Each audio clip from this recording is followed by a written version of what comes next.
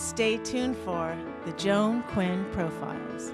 Joan served the state of California as a member on the Arts Council and on the Film Commission. She was formerly on the Architectural Commission and fulfilled 2 terms on the Fine Arts Commission for the city of Beverly Hills.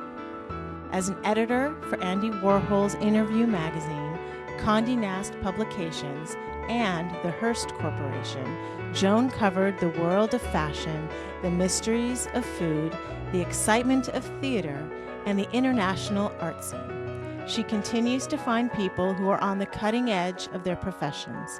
Here's Joan AGAJAINIan Quinn. Hi, I'm Joan Quinn, and welcome to the Joan Quinn Profiles. We're taping here in the Hollywood Museum, which is housed in the historic Max Factor building, and we're with music writer Richard Ginell and actress Robin Pearson Rose. Music critic, musician, writer of liner notes, and a blog for Classical Voice North America, Richard Ginell was born in Long Island and raised in Encino. What a change. After 2 years at Cal State Northridge, he earned a Bachelor of Arts in Political Science from UCLA. He was chief music critic at the Daily News during the 80s and writer for a number of magazines and is a regular contributor to the LA Times. Yes. Hello, Richard. Hello. Do you, Rick? Glad to be here. You're Rick, right? Rick to my friends. Yes, Rick. We'll call you Rick. Yes. So do you play an instrument? Yes, I play keyboards. I've been playing piano since the age of 6. That's what I on. understand. Yeah. Was there music in your family? There really wasn't, except my dad played a mean phonograph. Phonograph. So I think that's what started So it. did that start in New York when you were that age? Yes, I remember my dad had some 78s that I used to love. And you used to listen? I used to listen to them, and there's even a home movie of me on my 4th birthday holding a 78 of Carmen and putting it on a phonograph. Wow. It was bigger than I was. So classical music. So yeah, and I also got to know some country music then and some popular music. Is that what your father was collecting, all of those records? He was a classical fan, and still is, but these records just happened to be around. So I took a shine to them. And when you got to LA, did you continue, or when you got to California, I guess, Encino, the Valley, when you got here, did you continue your music lessons? I started my music lessons at 6. Right. And I was even composing then. Oh, wow. Just little things. And were you writing them down too? Yes, I was writing them down, notation and everything. I played a piece of mine when I was 9 years old at a recital once. But then I thought I wanted to become a chemist like my dad.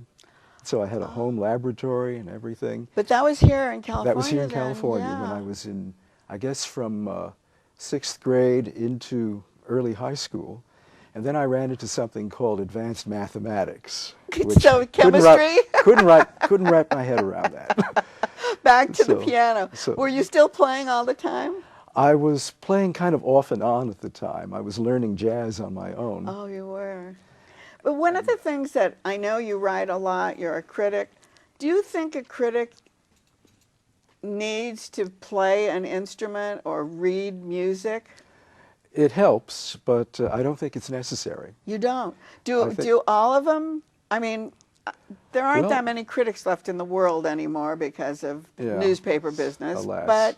But alas, does it help you as a critic? It certainly helps, but I don't think it's absolutely necessary. I think the most necessary thing is to be able to write well and to be able to communicate your thoughts to an audience, to readers, that would attract their interest. But how do you know what's going on stage? I mean, I could maybe write a critique, but I don't know what the notes are. Sometimes when you're writing about music, you'll say it was too fast, it was too slow, it was too high, it was too low. Yes. How do you know that if you don't know how to read music or you're not familiar with the work? Well, you should become familiar with the work if you're a classical critic, and you don't have to read music in order to do that if you have a good ear. I see. So if you're really listening, you know if it's too fast or too slow. I should be. If it's a work in the general repertoire, say a symphony by Beethoven, Yes. or Tchaikovsky violin concerto. Uh-huh. If it's a piece of contemporary music which hasn't been played before or doesn't have much of a performance history, I see. then it really doesn't matter. You just open your ears And listen. and But listen. when you talk about things that are known to everyone, do you listen to that music over and over by different conductors, or? Yeah, and sometimes you can get some very differing interpretations You there. can. For example, the difference between Otto Klemperer Uh-huh. and Arturo Toscanini in a Beethoven symphony. Toscanini is almost literally twice as fast. It sounds like a different piece. Is that right? Oh, so you can really, you're Yes. really focused in on that, so you can see Yes. that. But here you were going to be a chemist, then you were taking piano. Why didn't you go on to be a professional player? Well, my emphasis was, I think I decided a long time ago that I'd rather listen than perform. Oh, is at the that time. what, so the only way to listen was to write? That was one way. I started out when I was in high school. I was writing down reviews for the entertainment of my younger brother and younger sister. Oh. I just go to the Brand Library, which is a great resource. I love the Brand and Library. I would take out a handful of LPs and I'd write a paragraph on each one. That's so great. And now, so- you didn't have computers then, did No, you? it was all pencil. was all Pencil and paper. Because I think And it's so- great now. It'd be much easier to write a little critique. Oh yeah, it's much easier now with the computer. So that was the beginning of what you were doing? So that was the beginning. And then one day when I was at UCLA, I picked up an issue of the Daily Bruin and I saw a review of an album by Art Garfunkel. Oh. And I looked at it and I thought, I can do better than this. Oh, so that was the light went off? The light went on, so I gathered up all my courage, marched into the office with some of my penciled reviews and showed the editor, and he gave me a couple of Johnny Cash albums to review. Oh, how great. And luckily, I was a big Johnny Cash fan then. Yeah. So I wrote them up, and they printed it.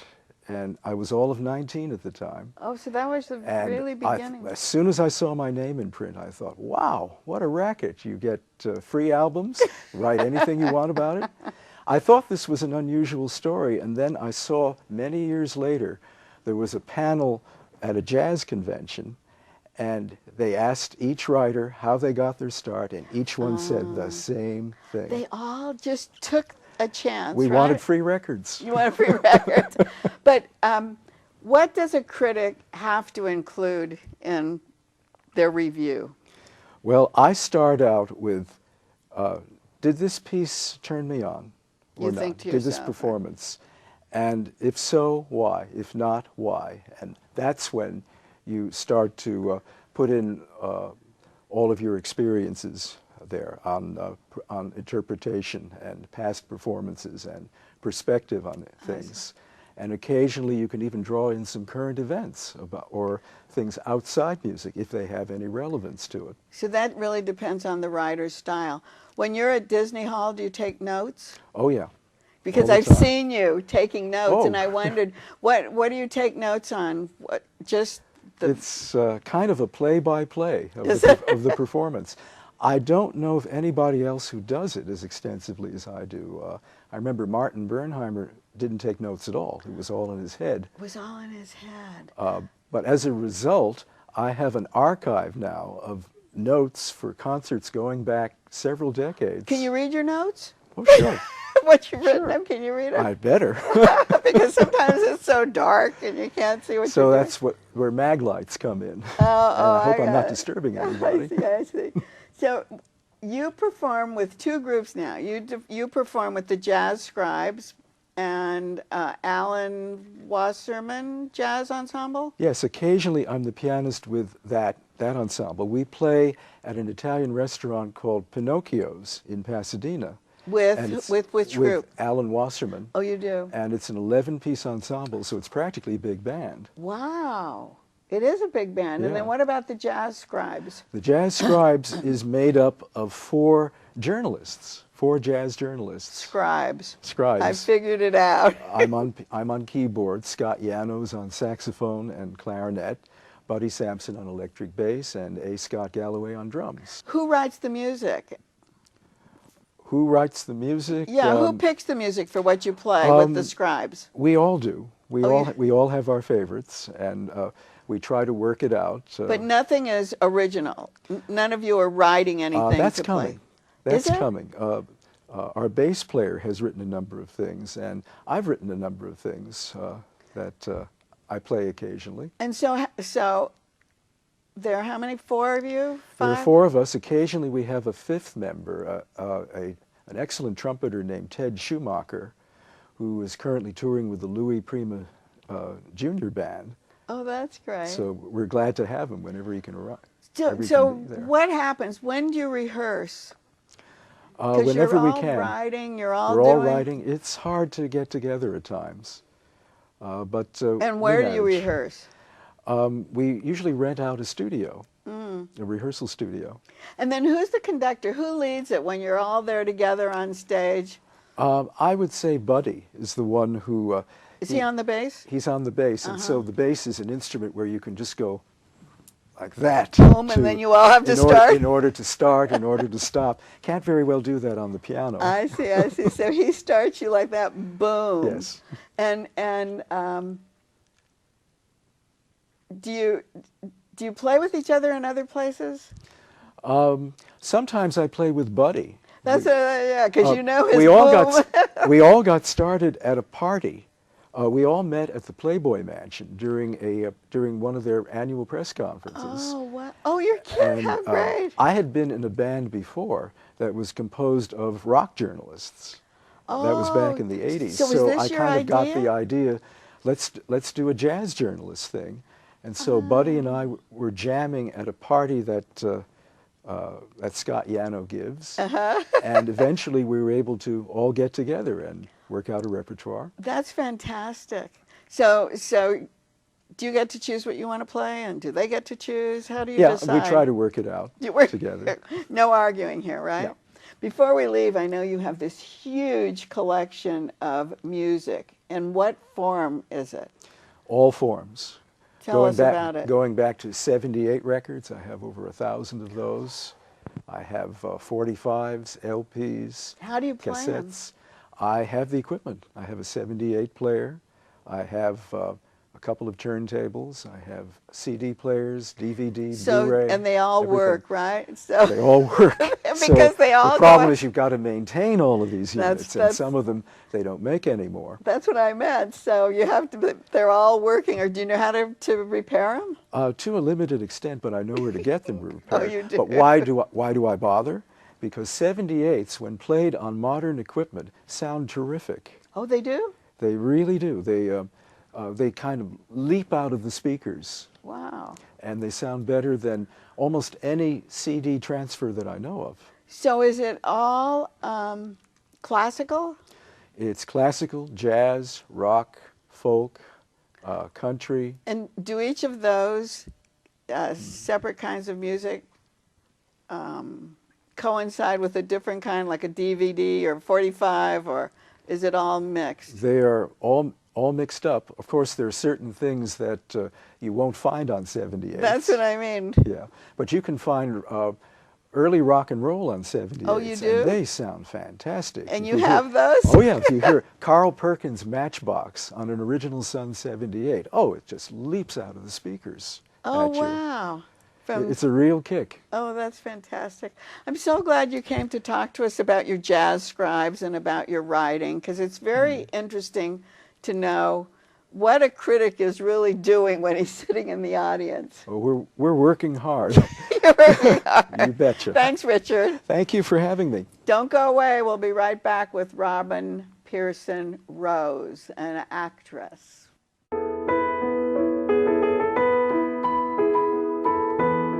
Hi, it's Joan Quinn, and welcome back to the Joan Quinn Profiles. We're taping in the Hollywood Museum, and I'm with award-winning actress Robin Pearson Rose, who was born in North Hollywood, raised in Sacramento, studied theater and dance at San Francisco State College, and she earned a master's from Yale Drama School. You've seen her on stages across the country, in films, and on lots of TV shows, including Grey's Anatomy, Mad Men, Vanished, and Boston Legal.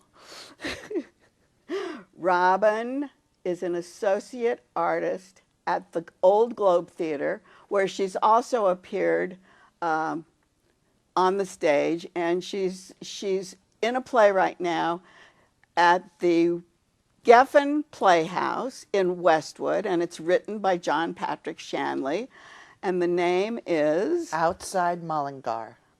And do you have an Irish accent?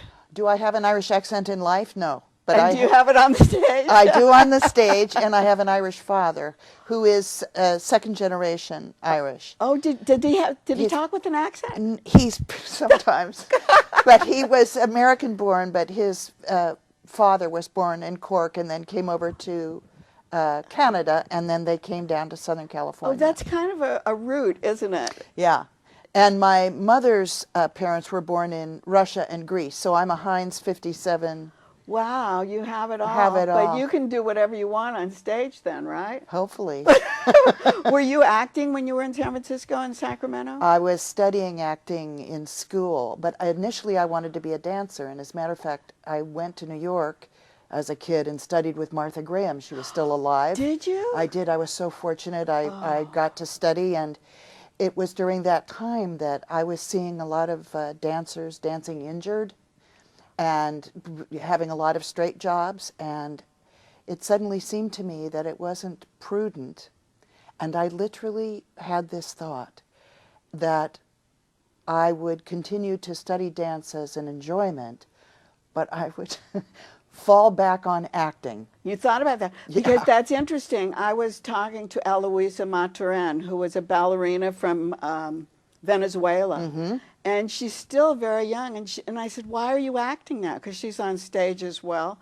And she said, because dancers have such a short life. And I've seen dancers get injured. Absolutely. All except for one. So that's a smart thing. Margot Fontaine kept dancing for quite a while. And there's another dancer, I don't know if you've ever heard of her, Carmen de Lavallade.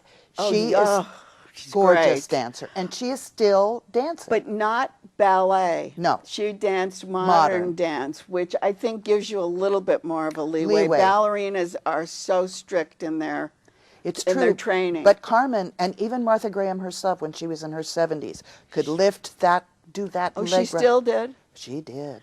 So tell me a little bit about Yale then. How did you get to Yale? That's a funny story. A teacher in my college in San Francisco said you should apply to the Yale Drama School. And I said, sure, or I could be an astronaut or a nuclear physicist. Right. And he said, no, are you going to apply? And I said, no. And he said, well, I tell you what, I'm going to pay the application fee, and I'm going to fill it out from your transcript as best I can, and you're going to get some letters of recommendation, or I'm going to fail you in my class and you won't graduate. So what do you think about that? So, bravo for him. So that's how I applied. Bravo. And we had to audition at ACT in San Francisco, and I was just so fortunate I got in. So did you ever study at ACT? No. Because, you know, I was on the Arts Council, and we used to fund ACT quite a bit. And it was a great training ground. Wonderful. I worked there as an actor, actually. I did I did Juno and the Paycock there. Oh, did you? Yeah. Yeah, and I had a wonderful time. But also in Sacramento, they had that great summer... Music circus. Yes. Fantastic. Were you in that? Well, I don't sing. So I kind of was aced out there. You couldn't dance? I could dance, but they needed somebody who could do it all. So great for a professor who's like a mentor. Wonderful. And we hear about those all the time, Oh, yeah. about those kind of people, and good for them. So from Yale, did you go right to Broadway? I did. How did you do that? Well, there was a wonderful organization called Theater Communications Group, and they took young actors who were coming right out of graduate school, and they did 2 minutes of modern and 2 minutes of classical, and they did it in cities, major cities throughout America. And then they invited the finalists to fly to Chicago and do their 2 minutes and 2 minutes in front of repertory theater representatives throughout the country. And it just so happened that Michael Montel, who was with the New Phoenix Rep on Broadway, saw me, wanted me, and that's what happened. Fantastic. Yes. it And was you so worked with fortunate. Hal Prince. I did. I did The Visit with Rachel Roberts and John McMartin. Unbelievable. Yeah. What kind of a director was he? Oh, he was amazing. And when you would come into technical rehearsal, he would direct with a megaphone because he wanted to get the panorama. So he wanted to be way, way far back, but he didn't want to yell. So he had this megaphone. And it reminded me of the old movies when they'd use the megaphone. The same thing, right? That's weird, isn't it? I know. But it really, it was very, and then he would speak in a regular voice through that megaphone, and you could hear every word he said. So you didn't feel like it was like anything pretentious? I didn't feel yelled at all. One of the other things you did was you were an associate artist at the Old Globe. I still What is am. that? Oh, you still are. What does that mean, and where is it? And The Old Globe Theater is in San Diego, California, and during the years that I was started to be there, Jack O'Brien was the artistic director. Fantastic. Yeah. That's when the Arts Council was also funding partially. Well, then. thank you. Well, I'm glad we got somebody good out of it. Yes, thank you again. And Craig Knoll and he decided to create this situation, these associate artists, and it was just people that they felt had contributed to the theater, had been loyal to the theater, and I felt so happy. It was Jack's last year. Oh, you and were he lucky to said, be with yes. him. Yeah. So he inducted me, and I'm just so proud of it. Because they do a lot of tryouts, don't they, for Broadway? Do they do Yes, some? yes, they do. Less Or now, not tryouts, but, but yes, they preview things. Like Yeah. Jack has started a lot of shows there and then brought them into New yeah, York. that's what I thought. Yeah. One of your awards was for All My Sons. Yes. And were you the only female in that play? No, I played the wife of Joe Keller, but the daughter, there's a daughter in it too, a girlfriend. And then also an award for Vincent and Brixton. Yes. And what's that? That is the imagined, there was talk that Vincent van Gogh lived in Brixton, right? And In England, right? Brixton? And there was talk that he had an affair with his much, much older landlady, and this play is based on that possibility. That's pretty interesting. It was fascinating. I did it with a wonderful actor named Graham Hamilton who played Van Gogh, and he was just fantastic, and I felt so glad to be a part of it. That was really good. Have they ever revived that play? No, they haven't. It's a very interesting play and a play that I like. Sounds good. Yeah. Sounds really good. You've been in several episodes of Mad Men and Grey's Anatomy. What Yes. kind of a character do you play? What is that character? In Grey's Anatomy, I played the nurse to the head of the hospital, and that was a lot of hilarity. I mean, that was so much fun to do In a and very, very uniform? funny. No, Not she in just a wore uniform. regular clothing.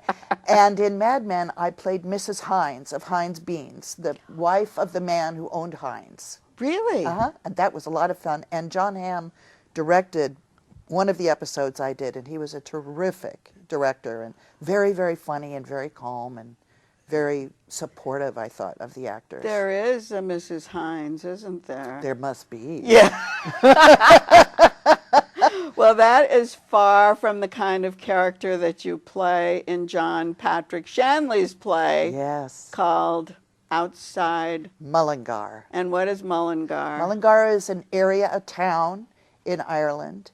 And I think Shanley's family must be from there or near there, Colucan or in that area. Colucan, what is that? That's another town south of Mullingar. Do you speak Irish? I don't speak Gaelic. I wish I did. I meant with an accent, because on stage, you don't say too much, though, do you?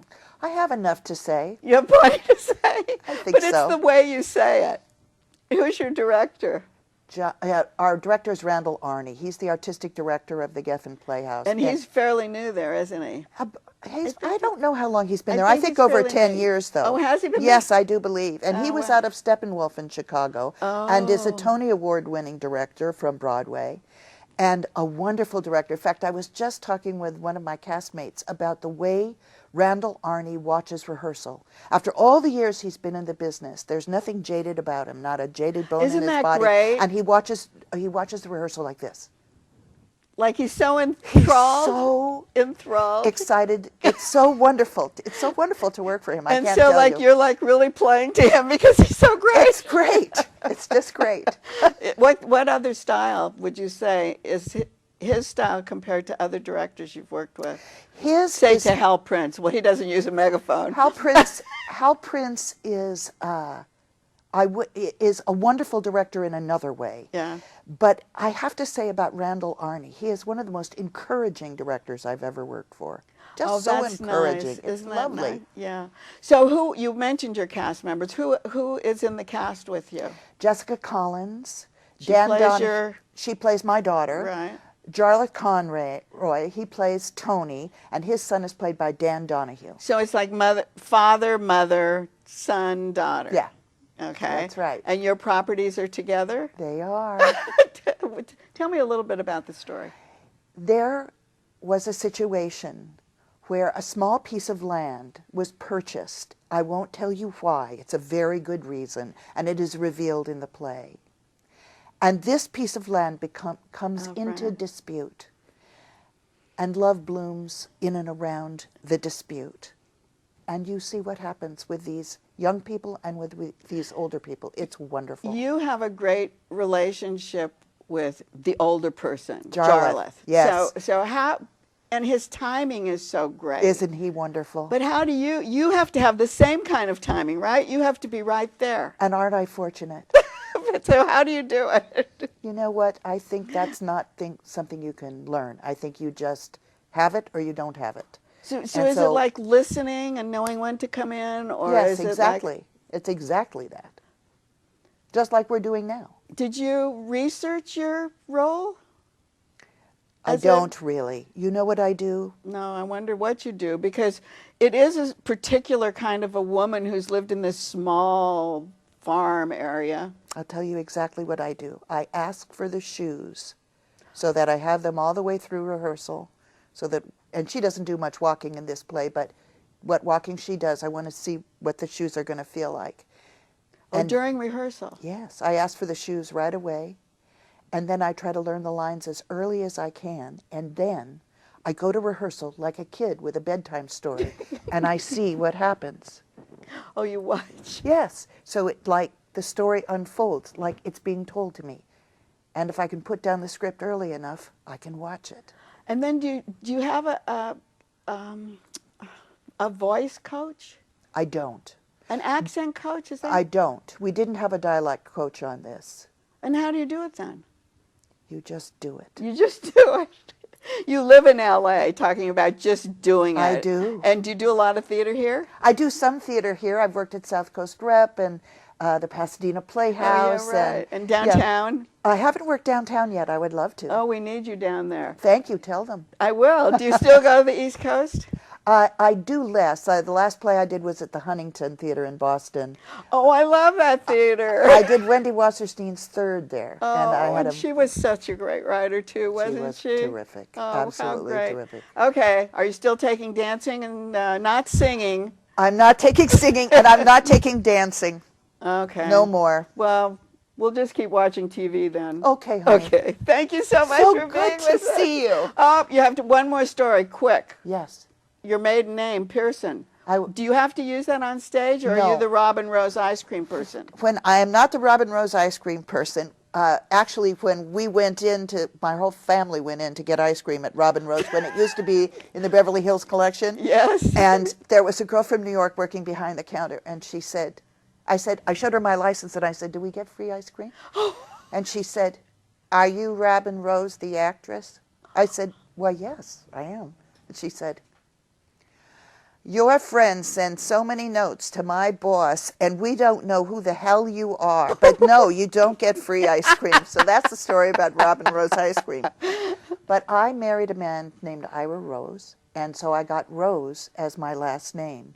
And because my grandmother's first name was Rose, and I wore a baby ring that said Rose, I kept his name. Oh, I think you had to. But my father said, your name is Pearson, damn it, and put that in the middle. Okay, there you So are. I did. And that was the end of the That story. was the story. And keep writing, because maybe we'll have some more stories for you like that. JAQUINN1 at AOL.com.